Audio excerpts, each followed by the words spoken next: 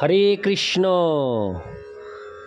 আজ 19শে শ্রাবণ 1432 ও 5ই আগস্ট 2025 মঙ্গলবার, একাদশী পুত্রদাবা পবিত্রা। আজ আমি ভাগবতম পাঠ করছি।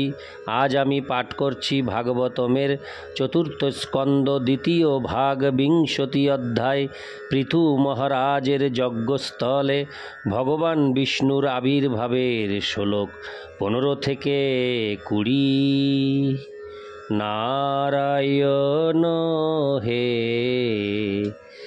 নারায়ণ, ভবভয় হরণম নারায়ণ। শ্লোক 15। এবং দ্বিজাগ্রানুমতানুবৃত্ত ধর্ম প্রধান হন্যতমোহ বিতাস্যা হ্রস্বেন কালেন গৃহোপজাতান দ্রষ্টাসি সিদ্ধানুরক্ত লোক। অনুবাদ। শ্রী বিষ্ণু বললেন, হে মহারাজ পৃথু, তুমি যদি গুরু পরম্পরা ধারায় দিব্য জ্ঞান প্রাপ্ত প্রাজ্ঞ ব্রাহ্মণদের নির্দেশ অনুসারে প্রজা পালন করো এবং সব রকম মনোধর্ম প্রসূত মতবাদের প্রতি অনাসক্ত হয়ে তাদের দেওয়া ধর্মীয় অনুশাসন পালন করো, তাহলে তোমার সমস্ত প্রজারা সুখী হবে এবং তারা তোমার প্রতি শ্রদ্ধাপরায়ণ হবে এবং তুমি অচিরেই সনক, সনাতন, সনন্দন ও সনত কুমার এই 4 জন মুক্ত পুরুষের দর্শন লাভ করবে। তাৎপর্য: শ্রী বিষ্ণু পৃথু মহারাজকে উপদেশ দিয়েছিলেন যে সকলেরই কর্তব্য হচ্ছে বর্ণাশ্রম ধর্ম অনুসরণ করা। তাহলে মানুষ এই জড় জগতে যে পরিস্থিতিতেই থাকুক না কেন, তার মৃত্যুর পর সে মুক্তি লাভ করবে। এই যুগে যেহেতু বর্ণাশ্রম ধর্ম বিপর্যস্ত হয়েছে, তাই বর্ণাশ্রম ধর্মের সমস্ত নিয়মগুলি কঠোরভাবে পালন করা অত্যন্ত কঠিন। এই যুগে জীবনের পূর্ণতা লাভের একমাত্র উপায় হচ্ছে কৃষ্ণ ভক্তি লাভ করা। হরে কৃষ্ণ। আমার এই ইউটিউব চ্যানেলটির নাম দিয়েছিলাম জীবনের পূর্ণতা। ভাগবতে অনেক জায়গায় পেয়েছি, আবারও এইমাত্র আমি এই শব্দটি পেলাম। আমি সেই লাইনটি আরেকবার পাঠ করছি। এই যুগে জীবনের পূর্ণতা লাভের একমাত্র উপায় হচ্ছে কৃষ্ণ ভক্তি লাভ করা। বর্ণাশ্রম ধর্ম যেমন বিভিন্ন অবস্থায় বিভিন্ন মানুষদের দ্বারা আচরণ করা সম্ভব, তেমনি পৃথিবীর প্রতিটি দেশের প্রতিটি মানুষের পক্ষে কৃষ্ণ ভক্তির অনুশীলন করা সম্ভব। এখানে পরাশর, মনু আদি দ্বিজাগ্র বা ব্রাহ্মণ প্রধানদের অনুসরণ করা সম্বন্ধে বিশেষভাবে উল্লেখ করা হয়েছে। কিভাবে বর্ণাশ্রম ধর্ম নীতি অনুসারে জীবন যাপন করতে হয় সেই সম্বন্ধে এই সমস্ত মহর্ষিরা ইতিমধ্যেই নির্দেশ দিয়েছেন।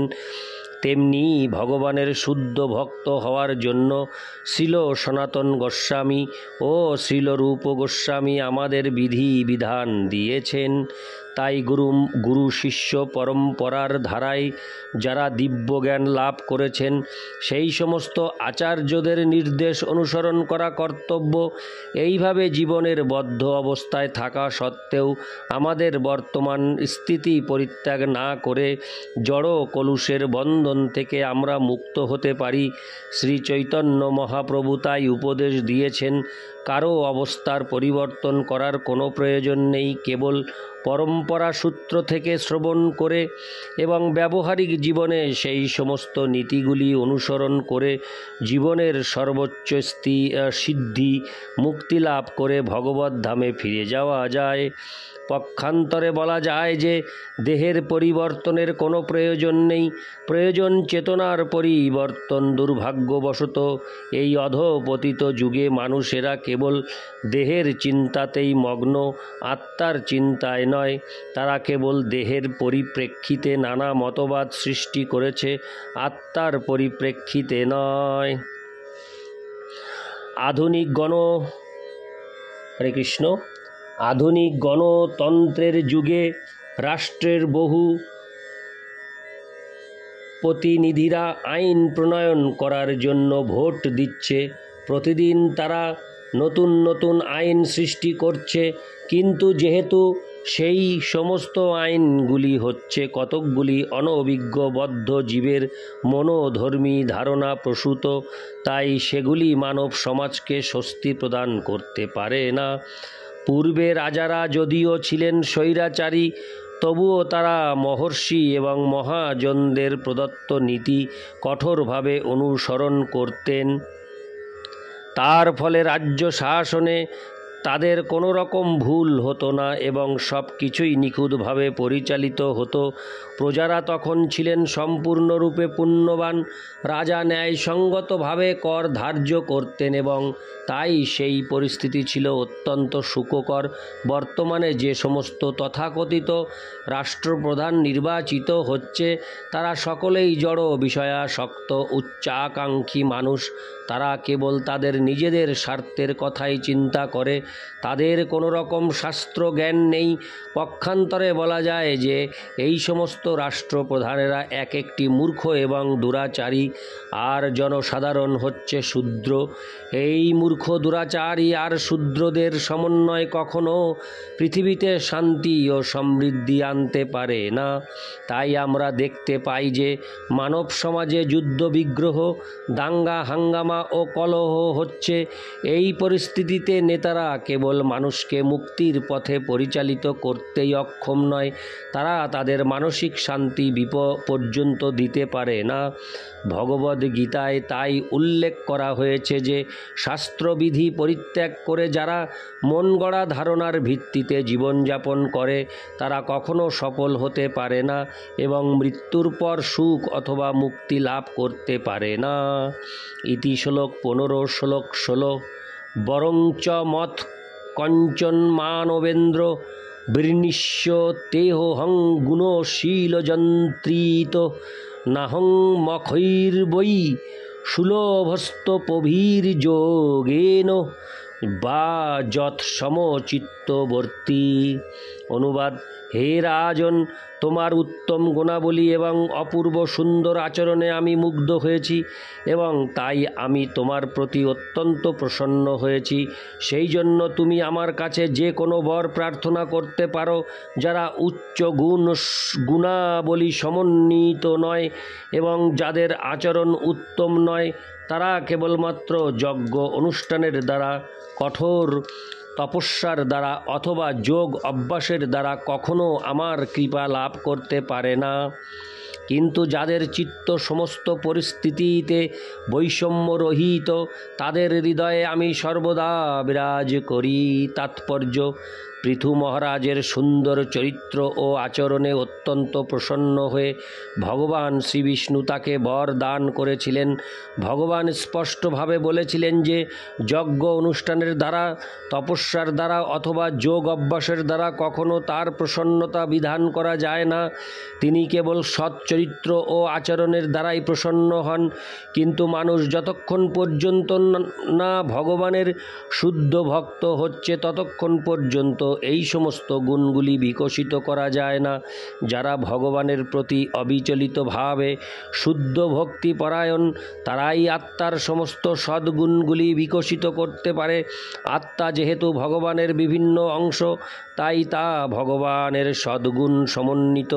আত্মা যখন জড়া প্রকৃতির গুণের দ্বারা কলুষিত থাকে, তখনই কেবল জড় গুণাবলীর পরিপ্রেক্ষিতে ভালো অথবা মন্দের বিচার হয়ে থাকে। কিন্তু জীব যখন সমস্ত জড়গুণের অতীত চিন্ময় স্তরে অবস্থিত হয়, তখন সমস্ত সদ্গুণগুলি তার মধ্যে বিকশিত হয়। ভগবদ্ ভক্তের মধ্যে যে 26টি গুণ দেখা যায়, সেগুলি হচ্ছে কৃপালু, কারো সঙ্গে ঝগড়া না করা, পরম সত্যে অবিচল, সকলের প্রতি সমদর্শী, নির্দোষ, দানশীল, মৃদু, শুচি, সরল, পরোপকারী, শান্ত, কৃষ্ণের প্রতি সম্পূর্ণরূপে আসক্ত, জড় বাসনা রহিত, বিনীত, স্থির, সংযত, মিতাহারী, অপ্রমত্ত মানদ অমানী গম্ভীর করুণাপূর্ণ বন্ধুভাবাপন্ন কবি দক্ষ এবং মৌনী। জীবের মধ্যে যখন এই সমস্ত দিব্যগুণ বিকশিত হয় তখন ভগবান তার প্রতি প্রসন্ন হন। কৃত্রিমভাবে যজ্ঞ অনুষ্ঠান অথবা যোগ অভ্যাসের দ্বারা কখনো ভগবানকে সন্তুষ্ট করা যায় না, অর্থাৎ ভগবানের শুদ্ধ ভক্ত হওয়ার পূর্ণ যোগ্যতা অর্জন না করলে কেউ জড় জগতের বন্ধন থেকে মুক্তি লাভের আশা করতে পারে না। ইতি শ্লোক 16। শ্লোক 17।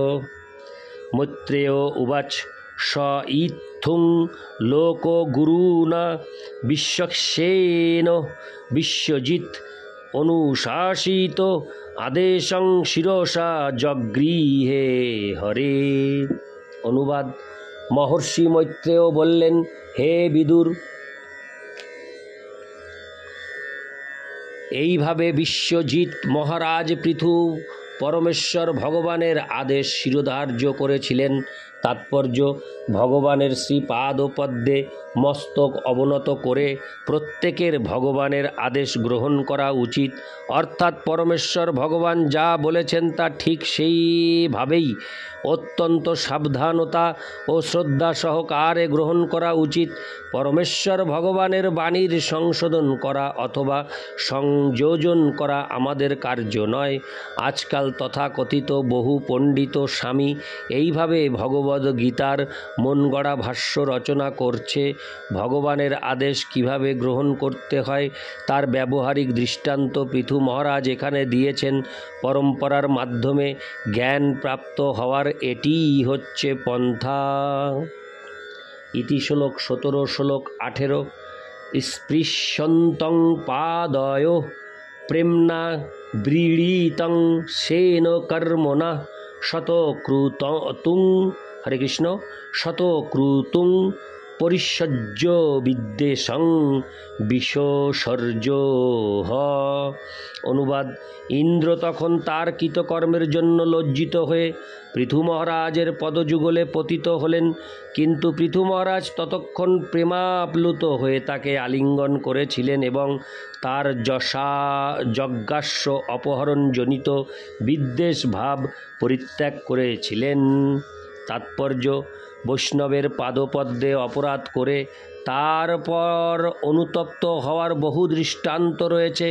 এখানেও আমরা দেখতে পাই যে দেবরাজ ইন্দ্র এত শক্তিশালী ছিলেন যে তিনি ভগবান শ্রীবিষ্ণুর সঙ্গে এসেছিলেন, কিন্তু তা সত্ত্বেও পৃথু মহারাজের যজ্ঞের অশ্ব চুরি করার জন্য তিনি নিজেকে একজন মহা অপরাধী বলে মনে করেছিলেন। ভগবান কখনো বৈষ্ণব অপরাধীকে ক্ষমা করেন না। তার বহু দৃষ্টান্ত রয়েছে। একজন মহান ঋষি ও যোগী দুর্বাসা মুনি অম্বরীশ মহারাজের চরণে অপরাধ করেছিলেন এবং তাকেও অম্বরীশ মহারাজের পাদপদ্মে পতিত হতে হয়েছিল। পৃথু মহারাজের পদতলে ইন্দ্র পতিত হয়েছিলেন, কিন্তু পৃথু মহারাজ ছিলেন এমনই এক উদারচিত্ত বৈষ্ণব যে তিনি চাননি ইন্দ্র তার পদতলে পতিত হন। পক্ষান্তরে তিনি তাকে তুলে নিয়ে আলিঙ্গন করেছিলেন এবং তারা দুজনেই পূর্বের ঘটনা বিস্মৃত হয়েছিলেন। দেবরাজ ইন্দ্র ও মহারাজ পৃথু উভয়েই পরস্পরের প্রতি ক্রুদ্ধ ও বিদ্বেষ ভাবাপন্ন হয়েছিলেন, কিন্তু যেহেতু তারা উভয়েই ছিলেন বৈষ্ণব বা শ্রীবিষ্ণুর সেবক, তাই তারা তাদের বিদ্বেষ ভাব পরিত্যাগ করেছিলেন। বৈষ্ণবদের মধ্যে সহযোগিতামূলক আচরণের এটি একটি অতি সুন্দর দৃষ্টান্ত। বর্তমান সময়ে মানুষেরা যেহেতু বৈষ্ণব নয়, তাই তারা পরস্পরের সঙ্গে সর্বক্ষণ যুদ্ধ করছে এবং তার ফলে মানব জীবনের উদ্দেশ্য পূর্ণ করার পূর্বেই বিনাশপ্রাপ্ত হচ্ছে। তাই এই পৃথিবীতে কৃষ্ণ ভাবনামৃত আন্দোলন প্রচার করা অত্যন্ত প্রয়োজন, যাতে মানুষ পরস্পরের প্রতি ক্রুদ্ধ ও ঈর্ষাপরায়ণ হলেও কৃষ্ণ ভক্তির প্রভাবে এই প্রকার প্রতিদ্বন্দ্বিতা, প্রতিযোগিতা ও মাৎসর্য পরিত্যাগ করতে পারে। ইতি শ্লোক 18। শ্লোক 19। ভগবানথ বিশ্বাত্তা পৃথুনোপরিতার্হন সমুজ্জিহানয়া ভক্তা গৃহীত চরণাম্বুজ। অনুবাদ: পৃথু মহারাজ তার প্রতি অত্যন্ত কৃপাপরায়ণ পরমেশ্বর ভগবানের শ্রীপাদপদ্ম অত্যন্ত সুন্দরভাবে পূজা করেছিলেন। ভগবানের শ্রীপাদপদ্মের পূজা করার সময় পৃথু মহারাজের ভগবৎ প্রেম ক্রমশ বর্ধিত হয়েছিল। তাৎপর্য: ভক্তের শরীরে যখন বিভিন্ন প্রকার ভাবের উদয় হয় তখন বুঝতে হবে যে তার ভক্তি পূর্ণতা প্রাপ্ত হয়েছে। ক্রন্দন, হাস্য, স্বেদ, মূর্ছা, উন্মাদনা ইত্যাদি বহু প্রকার দিব্য ভাব রয়েছে। এই সমস্ত লক্ষণগুলি কখনো কখনো ভক্তের শরীরে দেখা যায়। তাদের বলা হয় অষ্টসাত্ত্বিক বিকার, অর্থাৎ 8 প্রকার দিব্য রূপান্তর। সেগুলির কখনো অনুকরণ করা উচিত নয়। কিন্তু ভক্ত যখন সিদ্ধ অবস্থা প্রাপ্ত হন তখন এই সমস্ত লক্ষণগুলি আপনা থেকেই তার শরীরে প্রকাশিত হয়। ভগবান হচ্ছেন ভক্তবৎসল, অর্থাৎ তিনি তার শুদ্ধ ভক্তদের প্রতি অত্যন্ত স্নেহপরায়ণ। তাই ভক্ত ও ভগবানের মধ্যে যে দিব্য আনন্দময় আদান প্রদান হয় তা এই জড় জগতের কার্যকলাপের মতো নয়। ইতি শ্লোক 19, শ্লোক 20। প্রস্থানাভিমুখঃ পেন মনুগ্রহ বিলম্বিত পশ্যন পদ্ম পলাশাক্ষ ন প্রত্যস্তে সুহৃৎসতাম। অনুবাদ: ভগবান তখন প্রস্থান করতে উদ্যত হয়েছিলেন, কিন্তু যেহেতু তিনি পৃথু মহারাজের প্রতি অত্যন্ত অনুগ্রহপরায়ণ ছিলেন তাই তিনি প্রস্থান করতে পারলেন না। ভগবান তখন তার কমল নয়নের দ্বারা পৃথু মহারাজের আচরণ দর্শন করেছিলেন। ভক্ত বাৎসল্য হেতু তার এই বিলম্ব হয়েছিল। তাৎপর্য: এখানে সুহৃৎ শতাম শব্দ দুটি অত্যন্ত তাৎপর্যপূর্ণ। পরমেশ্বর ভগবান তার ভক্তদের প্রতি সর্বদাই অনুরক্ত হন এবং তিনি সর্বদাই তাদের শুভ কামনা করেন। এটি পক্ষপাতিত্ব নয়। ভগবদ্ গীতায় বর্ণনা করা হয়েছে যে ভগবান সকলের প্রতি সমভাবাপন্ন, সমহং সর্বভূতেষু, কিন্তু যিনি তার সেবায় যুক্ত তার প্রতি তিনি অনুগ্রহশীল। আর এক জায়গায় ভগবান বলেছেন যে তার ভক্ত সর্বদাই তার হৃদয়ে বিরাজ করেন এবং তিনিও সর্বদা তার ভক্তের হৃদয়ে বিরাজ করেন। তার শুদ্ধ ভক্তের প্রতি ভগবানের এই অনুরাগ অস্বাভাবিক নয় অথবা পক্ষপাতিত্ব নয়। যেমন পিতা তার বহু পুত্রের মধ্যে যেই পুত্রটি তার প্রতি অত্যন্ত অনুরক্ত হয় তার প্রতি তিনিও বিশেষ স্নেহ প্রদর্শন করেন। ভগবদ্গীতায় 10:10 তার বিশ্লেষণ করা হয়েছে। তেষাং সতত যুক্তানাং ভজতাং প্রীতিপূর্বকম দদামি বুদ্ধিযোগং তং যেন মামুপজান্তি তে। যারা নিরন্তর প্রীতি ও অনুরাগ সহকারে ভগবানের সেবায় যুক্ত তারা প্রত্যেকের হৃদয়ে পরমাত্মারূপে অবস্থিত, ভগবানের সঙ্গে প্রত্যক্ষভাবে সম্পর্কযুক্ত। ভগবান তার ভক্তদের থেকে দূরে থাকেন না, তিনি সর্বদাই সকলের হৃদয়ে বিরাজমান, কিন্তু তার ভক্তই কেবল তার উপস্থিতি অনুভব করতে পারেন এবং এইভাবে তিনি তার সঙ্গে সরাসরিভাবে সম্পর্কযুক্ত। তিনি সর্বক্ষণ ভগবানের থেকে উপদেশ গ্রহণ করেন। তাই ভগবদ্ ভক্তের কখনো ভুল করার সম্ভাবনা থাকে না এবং ভগবানও তার শুদ্ধ ভক্তকে পক্ষপাতিত্ব করেন না। ইতি শ্লোক 20। নারায়ণ হে নারায়ণ ভবভয়হরণম নারায়ণ।